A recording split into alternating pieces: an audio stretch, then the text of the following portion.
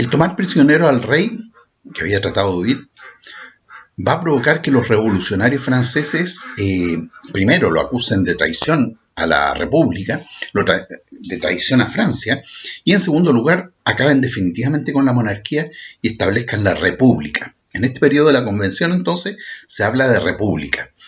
Y es un periodo sumamente crítico para Francia porque los republicanos franceses, los miembros de la Convención, tenían frente a ellos a toda una coalición de naciones europeas que querían restituir al rey de Francia.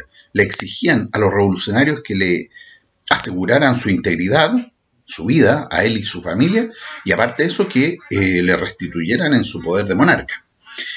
Aparte de eso, aparte de toda la amenaza externa de las potencias europeas monárquicas, al interior de Francia también habían grupos que no estaban a favor de lo que estaba ocurriendo en París. Una parte importante de Francia era católica y el catolicismo estaba siendo perseguido por estos revolucionarios que eran totalmente contrarios a la religión, tomando las ideas de la Ilustración, más que de tolerancia, consideraban que había que eliminar la religión, que un pueblo nuevo, un pueblo verdaderamente culto, no requería la influencia de una iglesia y por lo tanto matan muchos sacerdotes, quitan las propiedades, persiguen a todos aquellos que demuestran algún tipo de cercanía con la iglesia. Por lo tanto se tiene un enemigo, se genera un enemigo importante dentro de los mismos habitantes de Francia, los miembros del catolicismo. Y también parte importante de la nobleza se refugia en sus tierras, se refugia en las regiones de Francia, y algunas de ellas se declaran en franca rebeldía contra lo que estaba pasando en París. Por lo tanto, la Convención es un periodo sumamente grave porque tiene enemigos externos y tiene contrarrevolucionarios al interior de Francia. Era tan grave la situación que la única forma de mantener el poder en la Convención fue delegar todo el poder en una pequeña asamblea llamada Comité de Salvación Pública. Ya, el nombre lo indica, había que salvar a Francia revolucionaria. Y este organismo va a ser dirigido por Maximilien Robespierre, un tipo que para sostenerse en el poder, para generar la idea de que había que apoyar la revolución, aplicó lo que se llamó la política del terror. El terror va a ser el momento en que Francia va a llevar a la muerte a una cantidad enorme de personas sospechosas de ser contrarios a la revolución. Todo aquel que fuera acusado de ser contrarrevolucionario, sin un proceso muy claro de justicia, era rápidamente acusado y ajusticiado. En esa época se aplicaba el castigo de decapitación y había un verdugo con la típica hacha que le cortaba la cabeza. Pero eran tanto los muertos, eran tanto los acusados que estaban esperando su castigo de decapitación, que se consideró que el trabajo del verdugo era demasiado agotador. Y por ahí apareció un médico francés que, inspirado en la idea de que había que dar una muerte digna y aparte de eso darle un respiro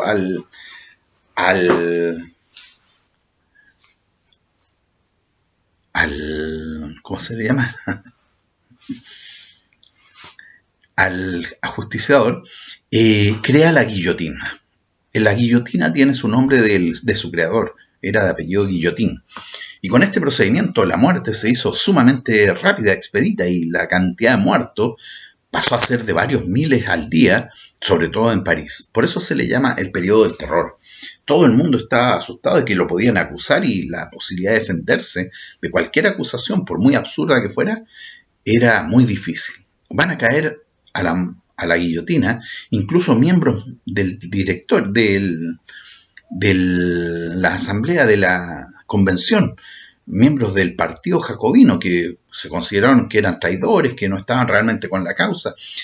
Generó tanto temor esta aplicación del terror que finalmente los mismos miembros de la Convención Nacional decidieron eliminar a los miembros del Comité de Salvación Pública. Ya se pensaba que en cualquier momento o mataban a los miembros de la asamblea o bien lo matábamos ellos a los del Comité de Salvación Pública. Van a terminar muriendo después de unos un año y medio aproximadamente de gobierno, los miembros del Comité de Salvación Pública.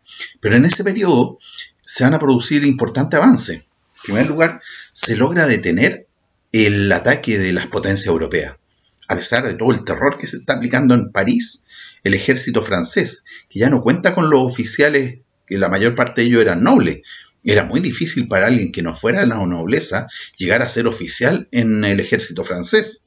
La mayor parte de los oficiales habían emigrado, habían huido o habían sido muertos. Por lo tanto, todos los que estaban a cargo del ejército francés eran tipos que no tenían experiencia militar, eran tipos que no habían pasado por ningún curso preparatorio de oficiales. Sin embargo, a pesar de esa falta de preparación, van a lograr derrotar a Austria, a Prusia y lograr evitar la invasión que estaba viviendo Francia. También van a lograr derrotar a los antirrevolucionarios monarquistas que habían sobre todo en las regiones alrededor de París. Y así se va a lograr consolidar entonces la revolución en Francia.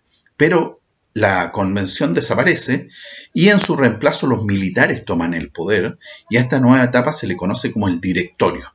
Es una etapa donde el terror se elimina, ya la guillotina pasa a ser algo olvidado y los miembros del directorio, la mayor parte militares, van a tratar de buscar aliados dentro de Francia para poder mantener el poder y la tranquilidad. Y así como otorgan nuevamente derechos, reconocen ciertos privilegios que habían perdido los monarquistas, la iglesia, y así logran un periodo de cierta paz, cierta tranquilidad al interior de Francia, que le permite enfrentar a sus enemigos externos que no aceptaban este nuevo gobierno, a pesar de que ya el rey y la reina habían muerto y del heredero no se sabía nada, pero aún así querían que se volviera a establecer una monarquía.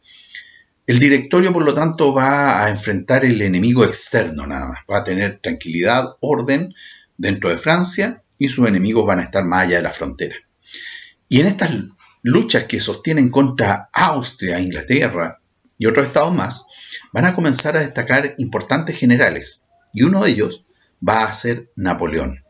Napoleón demuestra con poca edad, logró ascender rápidamente producto de que no habían suficientes oficiales para hacerse cargo de los ejércitos en Francia, logró rápidamente a muy temprana edad llegar a ser general.